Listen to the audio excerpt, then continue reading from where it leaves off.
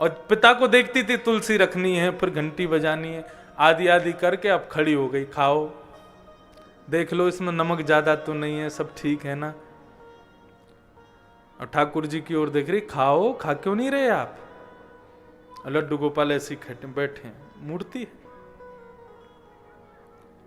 अच्छा मैं चली जाऊं फिर खा लोगे आप? मेरे सामने शर्माए रहे हो, ठीक है मैं चली जा रही हूं। चली गई, अपना आदि आदि काम कर कर आके थोड़ी देर में लौट के आई, खाया कि नहीं खाया, आके देखी तो अभी भी खिचड़ी वैसी रखी है।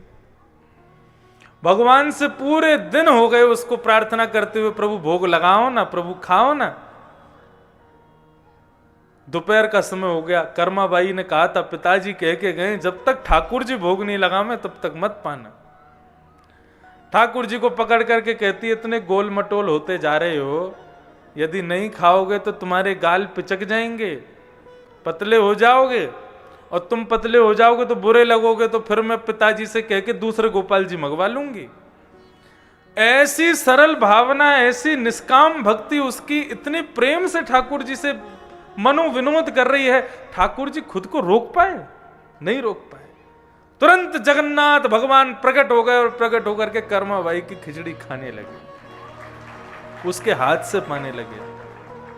थाली भर के लाई खींचड़ो, ऊपर घी की बाट की, जीमो मारो शाम घनी, जमावे बेटी जाट की। थाली भर के लाई खींचड़ो, ऊपर घी की बाट की, जीमो मारो शाम घनी, जमावे बेटी जाट की। आप सब गुनावासी तैयार रहो, आज तो कृष्ण जन्म 12 बजे ही होगा। आज ना है, जल्दी भाव से गाओ।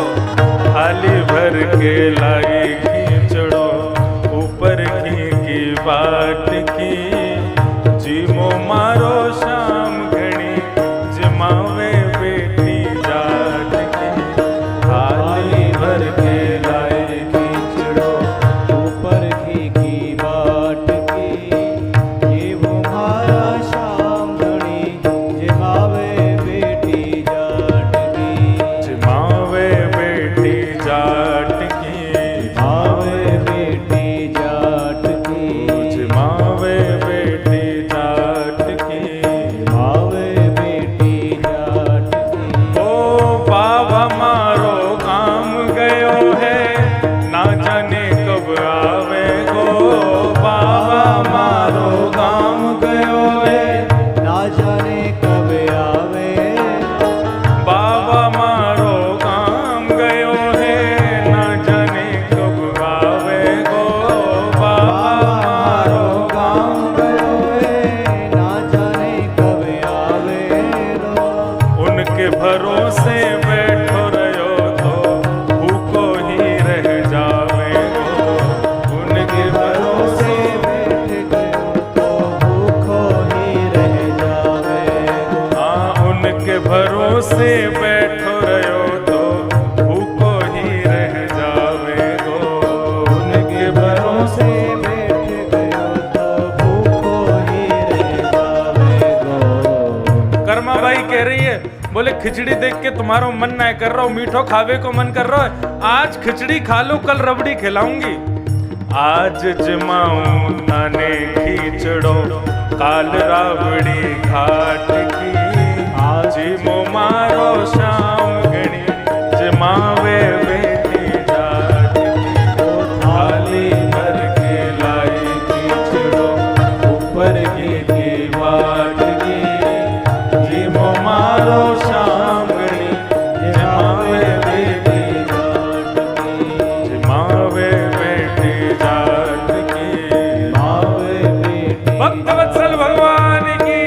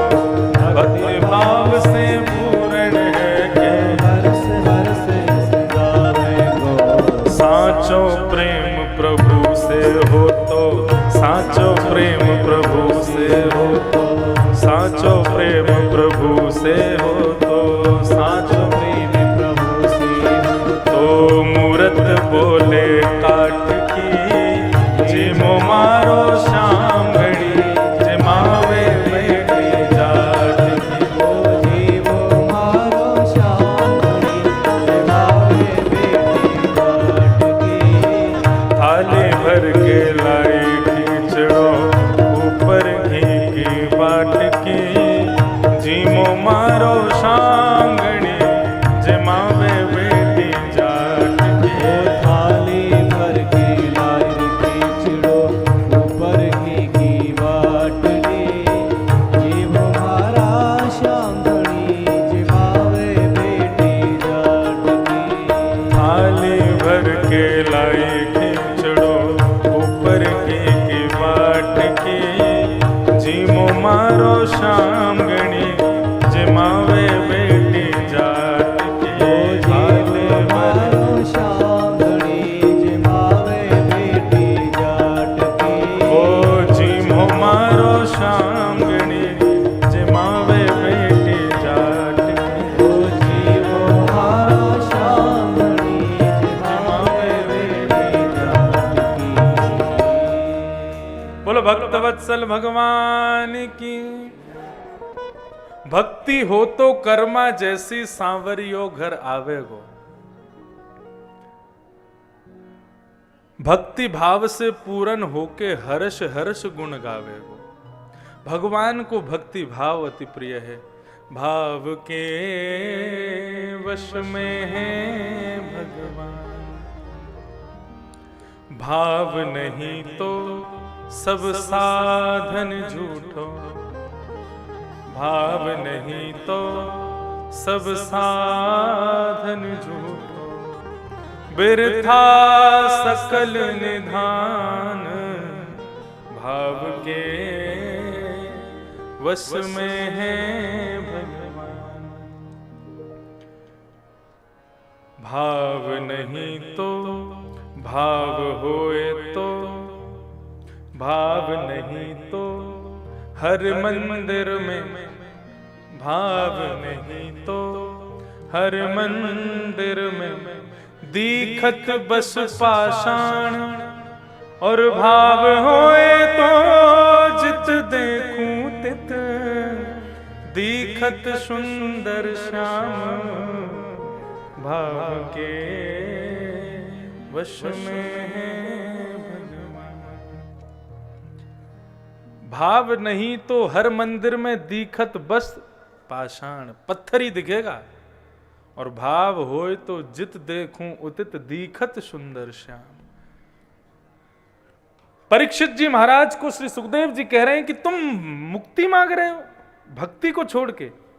अरे वही मुक्ति मांग रहे हो जो मुक्ति रावण कंस आदि राक्षसों को भी मिली है। क्या केवल उस मुक्ति की प्राप्ति के लिए भगवान ने तुम्हारी मां के गर्भ में आकर के तुम्हारी रक्षा की थी? अरे परीक्षित सोचो, कोई विलक्षण भाव विलक्षण भक्ति की स्थापना तुम्हारे द्वारा करवानी है, इसलिए भगवान ने तुम्हारी मां के गर्भ में आके रक्षा की। साधारण मुक्ति के लिए 7 दिन शेष हैं। यदि आज 7वां दिन होता ना, और यदि तुम्हारे सांस निकल रही होती, अंतिम क्षण तुम्हारा होता, तुमने इन 7 दिनों में कोई क्रिया नहीं की होती, अंतिम क्षण में भी यदि मैं आ जाता तो तुमको मुक्ति दे देता। लेकिन तुम्हारे जीवन के 7 दिन शेष हैं, उनके बारे में पूछो ना। तब परीक्षित महाराज के हृदय से मुक्ति की इच्छा खत्म हुई। तब उन्होंने कहा, समीचीनम बचो भगवन सर्वज्ञस्वत्ववानघ, तमो विशीर्यते मह्यम हरे कथयतः कथा। अब मुझे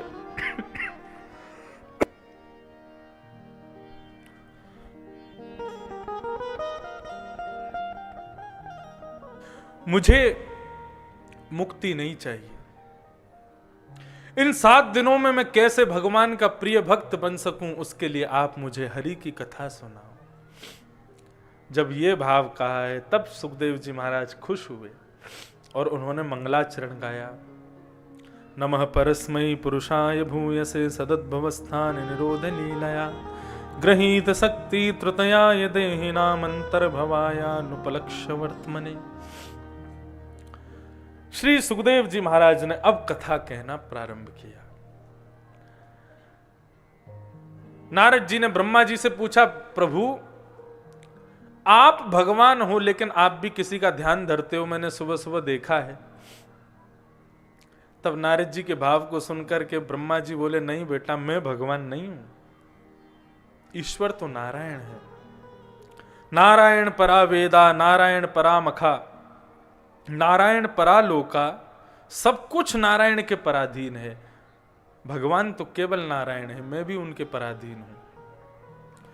तब उन्होंने संपूर्ण वृत्तांत बताया और चतुश्लोकी भागवत को श्री नारद जी महाराज को प्रदान किया। किस भाव से दिया? तुम्हें तद विपुली कुरु, तुम इसका विस्तारीकरण करोगे। पहले भागवत केवल 4 श्लोकों में थी। श्री ब्रह्मा जी ने नारद जी को दी, नारद जी ने व्यास जी को दी, व्यास जी ने वही 4 श्लोकों की भागवत 16,108 18,000 श्लोकों में परिणित की, विस्तारीकरण किया। इस प्रकार ये पूरी कथा बताई गई, किस प्रकार ब्रह्मा जी ने नारद जी को चतुश्लोकी भागवत दी और भगवान ने ब्रह्मा जी को चतुश्लोकी भागवत दी। संपूर्ण वृत्तांत बता करके तृतीय स्कंद प्रारंभ हुआ। तृतीय स्कंद में 2 भक्तों का मिलन हुआ, उद्धव और विदुर। उद्धव कौन है? भगवान यदुवंशियों के सेनापति। और विदुर कौन है? कौरवों के सेनापति। दोनों भक्तों का मिलन वृंदावन में हुआ। विदुर जी महाराज ने उद्धव जी से पूछा, अरे द्वारिकाधीश के सेनापति, बताइए ना हमारे द्वारिकाधीश कैसे हैं? विदुर जी भी राज शासन छोड़ चुके थे। क्यों?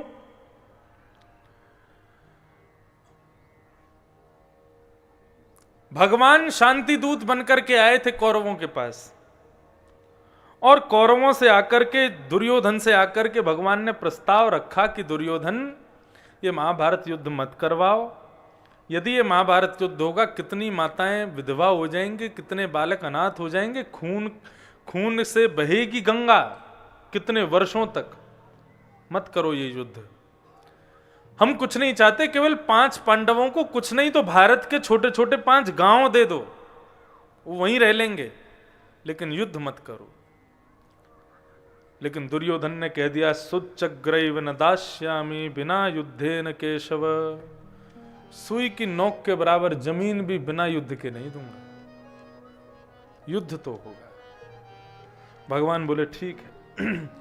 इस बात को विदुर जी ने जब सुना तो विदुर जी ने जाकर के धृतराष्ट्र से कहा कि भगवान ने कितना बढ़िया बात बताई थी, 5 छोटे गांव मांगे थे, लेकिन तुम्हारे पुत्र ने किस प्रकार अनादर किया उनका।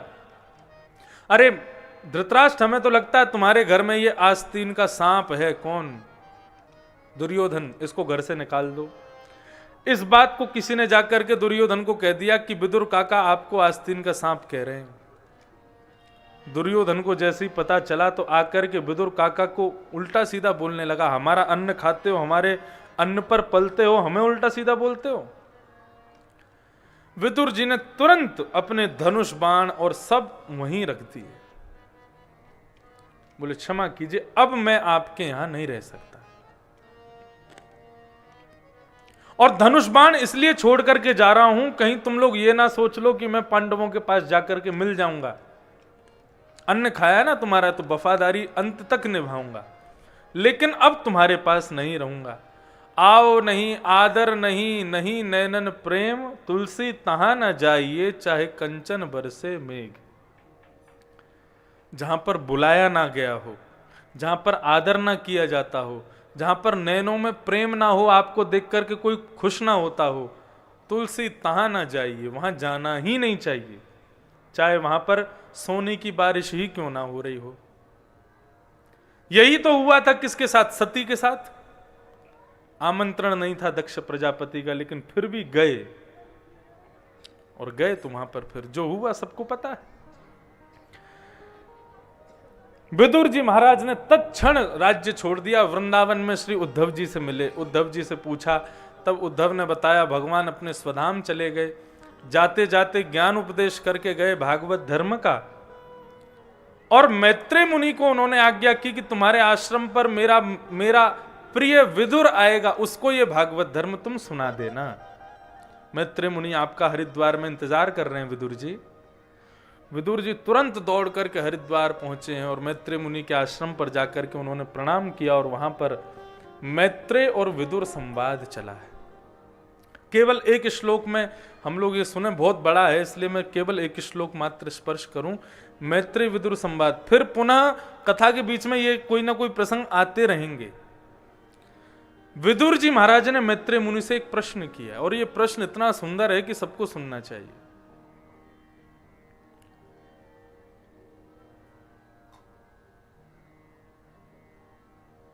सुखाय कर्माणि करोति लोको न ते सुखं वान्यदुपारं वा विन्देत भूयस्तद एव दुःखं यदत्र युक्तं भगवान् वदेन्न। विदुर जी महाराज ने प्रश्न किया है, संसार में प्रत्येक मनुष्य सुख की प्राप्ति के लिए कर्म कर रहा है, लेकिन क्या उसको सुख मिलता है? नहीं मिलता। सुख केवल अनुभव मात्र होता है। जब सुख की प्राप्ति के लिए कर्म किया गया तो फिर सुख मिलता क्यों नहीं है? भगवान ने इसका उत्तर दिया, सेयम भगवतो माया, ये मेरी माया है। यदि मानव को कर्म करने के बाद जो उसको चाहिए वो यदि मिल गया तो वो कर्म करना छोड़ देगा, आलसी हो जाएगा। इसलिए मैं सदैव उसको वो वस्तु देता तो हूं, लेकिन किसी ना किसी वस्तु का सदैव अभाव बना करके रखता हूं ताकि उसको पाने के लिए वो कर्म में लगा रहे, करता रहे, करता रहे। वास्तव में सुख क्या है? सुख केवल एक इमेजिनेशन है, सुख केवल एक सोच है हमारी। वास्तव में सुख होता नहीं है। अब आपको क्या बताएं, शास्त्रों में ऐसा वर्णन है कि देवता अमृत पीते हैं, लेकिन जब हम लोगों को रसगुल्ला खाता और कचौड़ी खाता हुआ देखते हैं ना, तो देवताओं को हम पर घृणा होती है। राम राम राम, क्या खा रहे हैं? हमारा अमृत अच्छा है इससे। तो ये लोग कैसे खा जाते हैं? जब हम लोग रसगुल्ला गुलाब जामुन एक बार में गप करते हैं तो देवताओं को बड़ी घृणा होती है हमसे। शास्त्राज्ञ है सच में। बोले किस प्रकार? बोले जिस प्रकार मानव को कुकर सूकर को देख के घृणा होती है, ये राम राम क्या खा रहे हैं। लेकिन वास्तव में उनके लिए वही रसगुल्ला है, वही गुलाब जामुन है। कुकर सूकर को उसी में ही सुख मिलता है। ठीक उसी प्रकार ये सुख क्या है? मैंने जिसको सुख मान लिया वही सुख बन जाता है।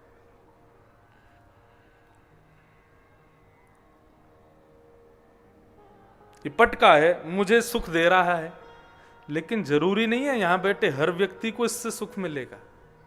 किसी को नहीं भी मिलेगा, उसके लिए वो सुख नहीं है। तो सुख क्या है? सुख केवल और केवल एक सोच है हमारी। वास्तव में सुख होता नहीं है। हम जिसमें सुख अपने आप को मान लें, जिसमें सुखी खुद को समझ लें, उसमें सुख है, नहीं तो नहीं है। लेकिन गोस्वामी तुलसीदास जी महाराज कहते हैं, दीन कहे धनवान सुखी, धनवान कहे सुख राजा को भारी, राजा कहे महाराजा सुखी, महाराजा कहे सुख इंद्र को भारी, इंद्र कहे चतुरानन को सुख, और ब्रह्म कहे सुख विष्णु को भारी। पर तुलसीदास विचार कहे, हरि भजन बिना सब जीव दुखारी। हरि के भजन के बिना सब दुखी। इसलिए क्या करो? काम करते चलो, नाम रटते चलो, हर समय कृष्ण का ध्यान धरते चलो। मुरली वाले को मन से रिझाते चलो, कृष्ण गोविंद गोपाल गाते चलो। आपसे ये नहीं कहेंगे कि आप अपना घर छोड़ दो, धोती बगलबंदी पहनना शुरू कर दो, बाबा जी बन जाओ, ये बन जाओ, वो बन जाओ, भगवान का नाम। अरे नहीं, कर्म करो, जो करते हो वो करो, दिन रात करो, लेकिन हर घड़ी भगवान का स्मरण होना चाहिए, भगवत स्मरण बना रहे, बस यही भाव। दूसरा प्रश्न इन्होंने ये भी पूछा कि भगवान ने जब सारी दुनिया बनाई तो एक जैसी क्यों नहीं बनाई, सब अलग अलग क्यों बना दिए? सबको समान बना देते भगवान, सबको धनवान, सबको सुंदर, सबको गोरा, सबको लंबा चौड़ा हट्टा तगड़ा। भगवान ने पृथक पृथक दुनिया क्यों बनाई? दुनिया बनाने वाले क्या तेरे मन में समाई, तूने काहे को दुनिया बनाई? भगवान ने दुनिया क्यों बनाई? अब वो विषय अगर शुरू किया तो फिर 8 घंटा लग जाएगा मेरे को, लेकिन एक सूत्र में बता दूं। भगवान जब प्रलय करते हैं तो पूरे तीनों लोगों को अपने अंतस्थ में धारण करके सो जाते हैं, और जब उठते हैं कुछ नहीं होता, केवल ब्रह्म होते हैं भगवान। तब अपना स्नान ध्यान करके भगवान अकेले बैठे बैठे क्या करें, सोचते रहते हैं कभी कुछ करूं कुछ करूं। तो अपना मन लगाने के लिए भगवान कहते हैं मैं एक हूं, यदि बहुत होता तो कितना अच्छा होता। एको हम बहुश्याम, जैसे ही भगवान सोचते हैं मैं बहुत होना चाहता हूं, उतरे में ना अभी से कमल उत्पन्न, उस पर ब्रह्मा जी उत्पन्न, वो सृष्टि बनाते हैं, पृथ्वी बनती है, उद्भिद सबसे पहले बनते हैं पेड़, जमीन फाड़ करके पैदा होने वाले। भगवान उनको आज्ञा करते हैं ऐसा मानव बनाओ जो कर्म भी करे और भजन भी करे। सबसे पहले पेड़ बनाए, इनको कहते हैं उद्भिद, जमीन फाड़ के पैदा हुए, इनको बनाया, लेकिन ये भी कर्म करते हैं, भजन नहीं करते। तब बोला कोई और बनाओ, तब उसके बाद में उन्होंने बनाए उद्भिद के बाद बनाए स्वेदज। स्वेदज यानी कि उद्भिद पेड़ों के पत्तों की गंदगी से उत्पन्न होने वाले छोटे छोटे कीड़े मकोड़े जीव जंतु, इनको बनाया स्वेदज। उद्भिद बन गए, स्वेदज बन गए, उसके बाद बनाए जरायुज, नहीं अंडज, अंडे से पैदा होने वाले।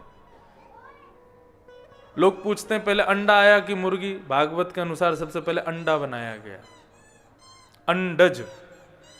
उसके बाद में अंडे से पैदा होने वाले सारे जीव जंतु बना दिए गए, और अंत में बनाए जरायुज, जो जरा में लिपट करके होते हैं, गाय भैंस चीता जिब्रा जिराफ, इन सबको बनाया।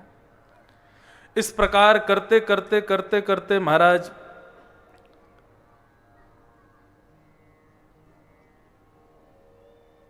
83,99,999 प्रकार के जंतु बना दिए, लेकिन अब भी मन को शांति नहीं मिली। सब कर्म करते हैं, भजन कोई नहीं करता। तब भगवान ने इनको चतुश्लोकी भागवत दी। ब्रह्मा जी से कहा इसका जाप करो, पुरुषचरण करो। पुरुषचरण करके जब उन्होंने रचना की, तब उन्होंने सनक सनंदन सनातन सनत कुमार पहले मानव की रचना की। भागवत की विज्ञान, भागवत की साइंस ये है। पहले मानव कौन है पृथ्वी के? सनक सनंदन सनातन सनत कुमार।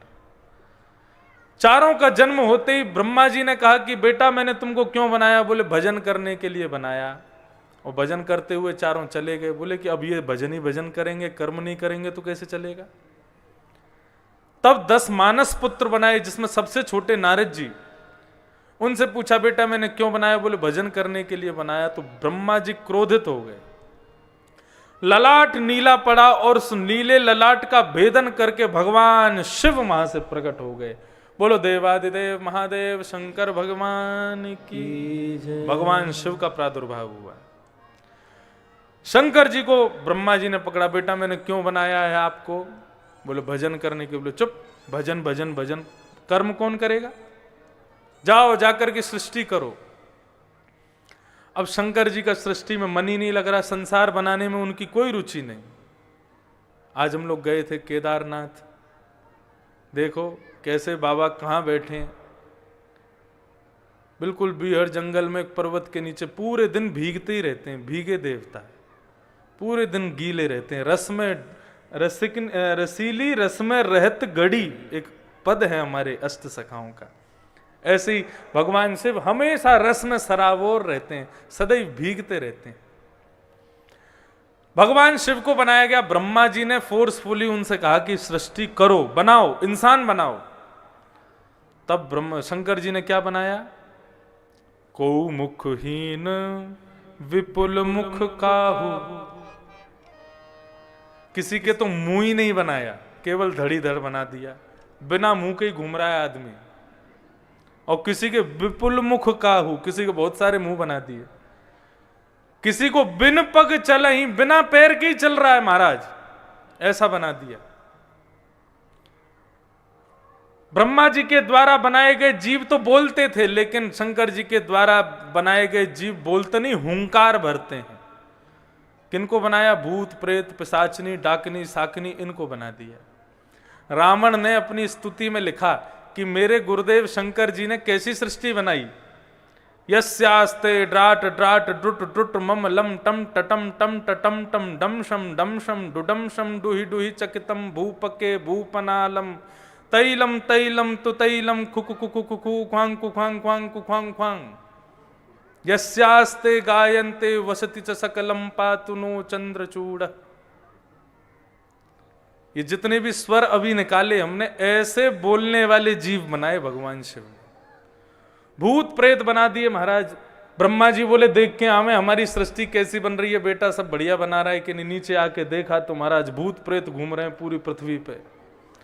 अलम प्रजा भी शंकर जी को कहा अब प्रजा मत बनाओ, तुम क्या करो, इन सबको समेटो और जाओ उत्तर में जाकर के निवास करो। ऐसे भगवान शिव समस्त भूत प्रेतों को लेकर के और कैलाश पर जाकर के विराजमान हो गए। बोलो देवादिदेव महादेव शंकर भगवान की। ऐसे भगवान शिव का प्रादुर्भाव हुआ।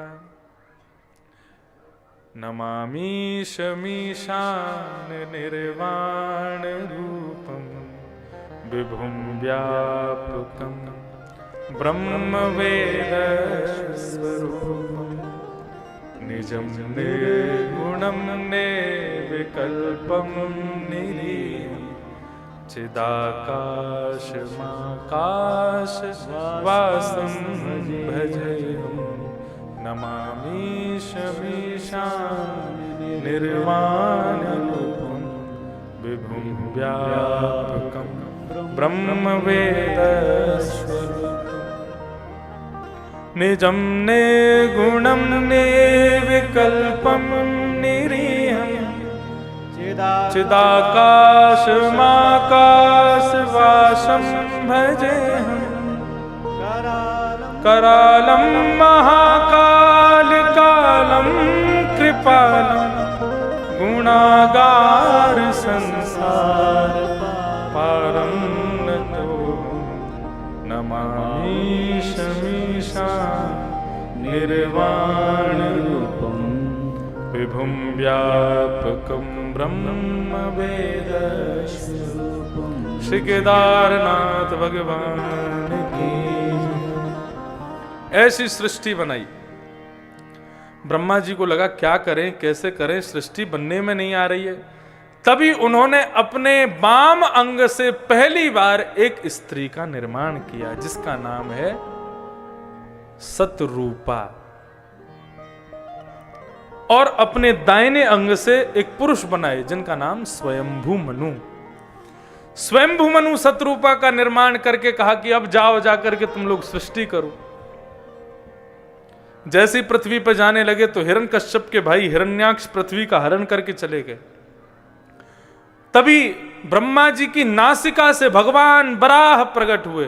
बोलो बराह भगवान की। बराह भगवान गए रसातल से पृथ्वी को लाकर के उन्होंने पुनः स्थापित किया और हिरण्याक्ष के पेट को विदीर्ण करते हुए उसका वध कर दिया। तब से हिरण्यकश्यप ने प्रण ले लिया कि मैं हरि को जीवित नहीं छोड़ूंगा, इसने मेरे भाई को मारा। स्वयंभू मनु सतरूपा की 3 पुत्री और 2 पुत्र हुए। अब बहुत ध्यान से सुनना, अब ये क्रम चलेगा और इसी से हम लोग कृष्ण जन्म तक पहुंचेंगे। इसी बीच में सब भक्तों की कथा आएगी। स्वयंभू मनु सतरूपा की 3 पुत्री आकुति देवहूति प्रसूति, 2 पुत्र प्रियव्रत और उत्तानपाद। देवहूति माता का ब्याह ब्रह्मा जी के छाया पुत्र कर्दम ऋषि के साथ में हुआ। कर्दम ऋषि ने 1000 वर्ष तक तपस्या की और तपस्या के परिणाम स्वरूप कर्दम ऋषि ने भगवान से क्या मांगा? तथा स चाहम परिवोड काम समान शीला ग्रहमेद धेनुम। ऐसा वरदान आज तक भगवान से किसी ने नहीं मांगा। क्या मांगा? बोले कि मुझे ऐसा वरदान दे दो कि गऊ के जैसी सीधी सादी कन्या से मेरा ब्याह हो जाए। भगवान बोले वाह भाई, तुम्हारी इस तपस्या से हम बड़े प्रसन्न हुए हैं। भगवान बोले कि स्वयंभु मनु की बेटी देवहूति से आपका ब्याह होगा, और देखो आपके यहां संतान का रूप धारण करके मैं आऊंगा, आप चिंता मत करो। देवहूति के साथ में करदम ऋषि का ब्याह हुआ। करदम ऋषि जैसे ही देवहूति से ब्याह किए, उनको अपने कक्ष में लेकर के आए और उनको देखते देखते देखते उनकी 60 वर्ष की समाधि लग गई ब्याह के तुरंत बाद। किस भाव से समाधि लगी? बोले कि ये उस सुंदरता की बिंदु इतनी सुंदर है, तो उस सुंदरता की सिंधु कितनी सुंदर होगी, उस सिंधु का मालिक श्री कृष्ण कितने सुंदर होंगे, और वो श्री कृष्ण जिन किशोरी जी से प्रेम करते हैं वो श्री राधा रानी कितनी सुंदर होंगी। इस विचार में उनकी समाधि लग गई। 60 वर्ष बाद जब समाधि खुली तो सामने बिना दांत वाली अम्मा बैठी है। उसको देख करके श्री करदम ऋषि कहने लगे, देवी आप कौन हो? बोले मैं आपकी पत्नी हूं देवहूति। बोले तुम्हारा शरीर को क्या हो गया? जर्जर हो गई बिल्कुल। बोले जर्जर तो हो ही जाएंगे, अब ब्याह के बाद तुम समाधिस्थ हो जाओगे तो फिर तो हम जर्जर हो ही जाएंगे। 60 वर्ष बाद आपकी समाधि खुली है। करदम ऋषि ने कहा, देवी मुझे क्षमा करना, मैं तुम्हारी इस तपस्या से बड़ा प्रसन्न हुआ हूं। चलो तुमको घुमा के लाऊं। एक विमान बनाया, कामघ विमान, भारत का सबसे पहला विमान कामघ। उस विमान को बनाया। बोले चलो इसमें बैठ के भ्रमण के लिए चलते हैं। देवहूति कहने लगी जर्जर शरीर से कैसे जाऊंगी? तभी करदम ऋषि ने उनसे आज्ञा की। बोले जाओ, ये बिंदु सरोवर है, ये भगवान के नेत्रों का बिंदु है, इसमें स्नान करो। स्नान करते ही नया स्वरूप मिला। पूरे विश्व का भ्रमण करके लौट के आए तो 9 कन्या हुई करदम ऋषि को। ये 9 कन्या कौन है? नवधा भक्ति। ये 9 कन्याएं नवदा भक्ति हैं। ये 9 भक्ति, इस पर मैंने 7 दिन कथा की है 9 भक्तियों पर। YouTube पर वो है, मिल जाएगी नवदा भक्ति। अभी लॉकडाउन के बीच में अकिंचन कथा, बिना माइक बिना पंडाल के, जमुना जी के किनारे एक कुटिया में बैठ के कथा की। सवेरे 3:30 बजे कथा शुरू होती थी और भोर में 6 बजे पूरी होती थी। तब नवदा भक्ति पर 7 दिन कथा की थी। ये नवदा भक्ति कौन कौन है? श्रवणम कीर्तनम विष्णु स्मरणम पाद सेवनम अर्चनम वंदनम दास्यम सख्य आत्मनिवेदनम। श्रवण भक्ति सबसे पहली भक्ति, कीर्तन भक्ति दूसरी भक्ति, श्रवणम कीर्तनम विष्णु स्मरणम भगवान को याद करना तीसरी भक्ति, स्मरणम पाद सेवनम चरणों की सेवा, ये पाद सेवन ये चौथी भक्ति, अर्चनम भगवान की अर्चना करना 5वीं भक्ति, वंदनम भगवान की स्तुति गाकर के वंदना करना ये 6वीं भक्ति, दास्यम 7वीं भक्ति भगवान के दास बन जाना, सख्य मित्रता ये भगवान की 8वीं भक्ति, और आत्मनिवेदनम 9वां यानी कि अपना सब कुछ भगवान को अर्पित कर देना। ये 9 भक्ति है। 9 कन्याओं को देख करके करदम ऋषि बोले हमने तो संकल्प लिया था एक संतान होते ही वन में चले जाएंगे, 9 पुत्रियां हो गई, अब हम जा रहे हैं वन में। देवहूति माता ने कहा नहीं, इनका ब्याह करके जाओ। उन 9 कन्याओं का 9 प्रजापतियों से ब्याह करके करदम ऋषि जैसे ही जाने लगे तो देवहूति कहने लगी अब मैं अकेली कहाँ रहूंगी, बेटियां अपने घर गई, आप वन में जा रहे हैं, मैं अकेली क्या करूं, एक पुत्र होता तो उसके भरोसे जी लेती। तब करदम ऋषि को याद आया कि भगवान ने वचन दिया था वो पुत्र बन के आएंगे। तब 10वें संतान के रूप में करदम ऋषि के यहाँ भगवान कपिल का प्रादुर्भाव हुआ। बोलो कपिल भगवान की जय। आज सब भगवान ऐसे ही आएंगे। नंदोत्सव है ना, तो भीड़ भाड़ चाहिए ठाकुर जी को। बरा आ गए, शंकर जी आ गए, ब्रह्मा जी आ गए, नारद जी आ गए, अभी कपिल भगवान आ गए, अभी देखो सब आएंगे। कपिल भगवान का बाल्यावस्था भागवत में नहीं लिखी है। करदम ऋषि को आज्ञा कर दी, पिताजी आप जाओ वन में जाके भजन करो, हम मैया का ख्याल रखेंगे। देवहूति माता को पता है कि मेरे पुत्र साधारण नहीं है, साक्षात भगवान है। तो आज देवहूति माता ने अपने पुत्र को एक आसन पर बिठा करके उनसे ज्ञान उपदेश श्रवण किया है। सब लोग इधर देखो, बहुत सावधानी से कथा सुनो। इधर उधर आप लोग देखेंगे तो हम कथा भूल जाएंगे, फिर और लेट हो जाएगी कथा। इसलिए बहुत सावधानी से, ये मुख्य मुख्य विषय हैं, इनको तो सुनते हुए चलें हम। करदम ऋषि वन में चले गए और कपिल भगवान देवहूति माता के सामने बैठे हैं और देवहूति माता प्रश्न कर रही हैं, कपिल भगवान उत्तर दे रहे हैं। इतना सुंदर प्रसंग है, केवल 2-3 श्लोक हम लोग श्रवण करें, क्या कह रहे हैं।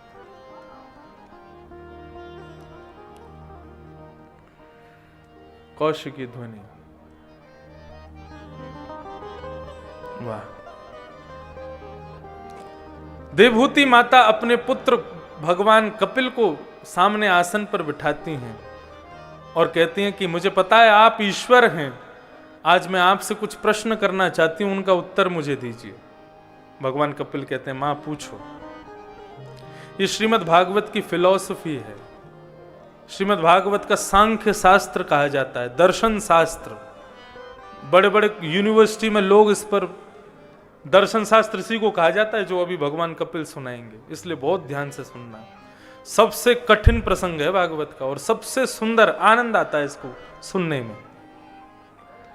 कपिल भगवान से पहला प्रश्न करती है देवहूति माता, निर्वर्णा नितरां भूमन् असदिन्द्रियतर्षणा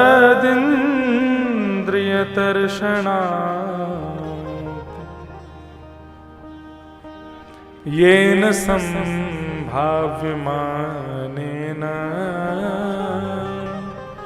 प्रपन्नान्धं तम प्रभो। 10 इंद्रियां कितने लोगों को याद हैं? 10 इंद्रियां किसको कहते हैं? कितने लोगों को पता है? अब सुन लो, वैसे तो हम 4 दिन से बता ही रहे हैं, लेकिन आज याद कर लेना, तभी ये प्रसंग समझ में आएगा। 5 ज्ञानेंद्रिय और 5 कर्मेंद्रिय, ये 10 इंद्रियां हैं। ज्ञानेंद्रिय उनको कहते हैं जिनसे आपको कुछ पता चलता है, और कर्मेंद्रिय उनको कहते हैं जिनसे आप कोई कर्म करते हो। तो ज्ञानेंद्रिय कौन सी है? गुना बहुत सुंदर है, ये आपको कैसे पता चलता है? नेत्र, पहली ज्ञानेंद्रिय। कौशिकी ध्वनि राग बहुत मधुर है, ये कैसे पता चलता है? कान, दूसरी ज्ञानेंद्रिय। कथा बहुत बढ़िया है, कैसे पता चलता है? कानों से, दूसरी ज्ञानेंद्रिय। पुष्पों की सुगंधी बहुत अच्छी है, ये कैसे पता चलता है? नासिका, तीसरी ज्ञानेंद्रिय। प्रसाद बहुत सुंदर बना है, किससे पता चलता है? जिह्वा, चौथी ज्ञानेंद्रिय। बाहर बहुत ठंडी थी आज सुबह, कैसे पता चला? त्वचा, 5वीं ज्ञानेंद्रिय। ये 5 ज्ञानेंद्रिय हो गई। ऐसे ही 5 कर्मेंद्रिय। आपको बाइक चलानी है, गाड़ी चलानी है, तो हाथ पहली कर्मेंद्रिय, दूसरे पैर, दूसरी कर्मेंद्रिय। किसी के मंच पर जाकर के संभाषण करना है तो तीसरी ज्ञानेंद्रिय मुख, बोलते हो आप। और 2 मलमूत्र आदि परित्याग की 2 गुप्त इंद्रिय, ये 5 कर्मेंद्रिय। ये हैं कितनी? 10 इंद्रियां। अब समझ आ गई 10 इंद्रियां। अब सुनो प्रसंग क्या है। श्री देवहूति महारानी प्रश्न कर रही हैं कि प्रभु, हम मानव सुबह उठने से रात्रि सोने तक करते क्या हैं? केवल अपनी इंद्रियों को प्रसन्न करने में लगे रहते हैं। आंखों को जो चाहिए दिखाते हैं, जीभ को जो चाहिए खिलाते हैं, कानों को जो चाहिए सुनाते हैं, हाथों को जो चाहिए उसको दिलाते हैं, पैरों को जैसी चप्पल चाहिए दिलाते हैं। अपनी प्रत्येक इंद्रिय की हम लोग सेवा करते रहते हैं, प्रत्येक इंद्रिय की इच्छाएं पूरी करते रहते हैं, लेकिन हमारी इंद्रियों की इच्छा हर दिन बढ़ती जाती है, कभी पूरी नहीं होती। हम ऐसा क्या करें जिससे हमारी इंद्रियों की इच्छाएं पूरी हो जाएं, तृप्त हो जाएं। इन असद इंद्रियों की इच्छाओं को पूर्ण करते करते हार गई हूं मैं। ये इंद्रियां तृप्त होती नहीं है। आज अगर इच्छा हुई रसगुल्ला खाना है तो आज खा लेंगे, तो कल इच्छा नहीं होगी, कल पुनः इच्छा होगी। ऐसा हम क्या करें कि एक बार इन इंद्रियों को जो दे दिया। मानव पाप क्यों करता है? केवल अपनी इंद्रिय को सुख देने के लिए पाप करता है।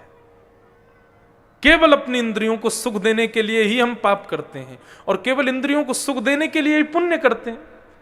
आपके कानों को कथा मधुर लगती है, इसीलिए तो आ रहे हो, कानों को सुख मिल रहा है। वास्तव में इन इंद्रियों की इच्छा पूरी कैसे हो, कैसे इनकी इच्छाएं फिर दोबारा प्रकट ना हो, ये कैसे हो सकता है?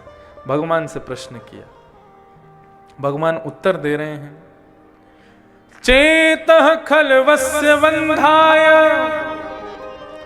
रतं वा पुंसि मुक्तये गुणेषु सत्तं बंधाय रतं वा पुंसि मुक्तये। मां, इंद्रियों को दोष मत दो। अरे ये इंद्रियां मैंने बनाई हैं, इन इंद्रियों में दोष कैसे हो सकता है? आंख मैंने बनाए अपने दर्शन के लिए, यदि आंख नहीं देता तो दर्शन कैसे करते? कान मैंने बनाए अपनी कथा सुनने के लिए, कान नहीं होते तो कैसे सुनते? जीभ मैंने बनाई अपने प्रसाद को चखाने के लिए, नहीं होती तो कैसे मिलते? हाथ मैंने दिए मेरी करताल बजाने के लिए, मेरे भजन कीर्तनों में सुंदर करताल के लिए मैंने हाथ दिए। चरण मैंने प्रदक्षिणा के लिए दिए। ये प्रत्येक अंग मैंने अपनी सेवा के लिए दिया है। इन अंगों को आप दोषी नहीं कह सकती हो।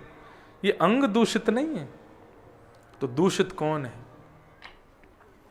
बोले 10 तो आपके दास हैं, लेकिन इन 10 का नियंत्रण करने वाला मन दोषी है। जीभ की इच्छा नहीं होती कुछ खाने की, मन की इच्छा होती है। आंखों की इच्छा नहीं होती कुछ देखने की, मन की इच्छा होती है। मां, कुछ नहीं करना, केवल मन को सुधारना है। और ये मन कैसे सुधरेगा? बोले मन केवल और केवल संगति से सुधरेगा। संगति कैसे सुधरे? संगति किसकी करनी चाहिए? बोले संतों की संगति करो। संत किसे कहते हैं? मैं बहुत सूक्ष्म में सब बोलता जा रहा हूं, ये सब पूछती जा रही है मैया, संगति किसकी करें? बोले संतों की करो। संत किसे कहते हैं? तब भगवान कहते हैं ये लक्षण जिसमें दिखें समझना वो संत है। ये कौन कौन से लक्षण? सावधानी से सुनो। तितिक्षवः कारुणिका श्रुहित सर्वदेहिना अजात शत्रवः शांता साधवः साधुभूषणात्। 5 गुण जिसमें दिखे मैया वही संत है। ऐसे व्यक्ति का संग करना चाहिए। पहला गुण तितिक्षवः, तितिक्षु कहते हैं सहनशील को। आज के मानव में सारे गुण हैं लेकिन सहन शक्ति नहीं है, वो सहन नहीं कर सकता। एक संत गंगा जी में स्नान कर रहे थे, तो गंगा जी में स्नान करते हुए उन्होंने देखा सूर्य अर्घ प्रदान कर रहे थे, तभी गंगा जल में एक बिच्छू बहता हुआ आया। तो उन्होंने अपने कहा कि भाई डूब जाएगा, इसको अंजलि में भर के बाहर करना लगे, तो उसने डंक मार दिया। जैसे ही डंक लगा तो हाथ में दर्द हुआ, छूट गया, फिर से बहने लगा, फिर से बहने लगा तो फिर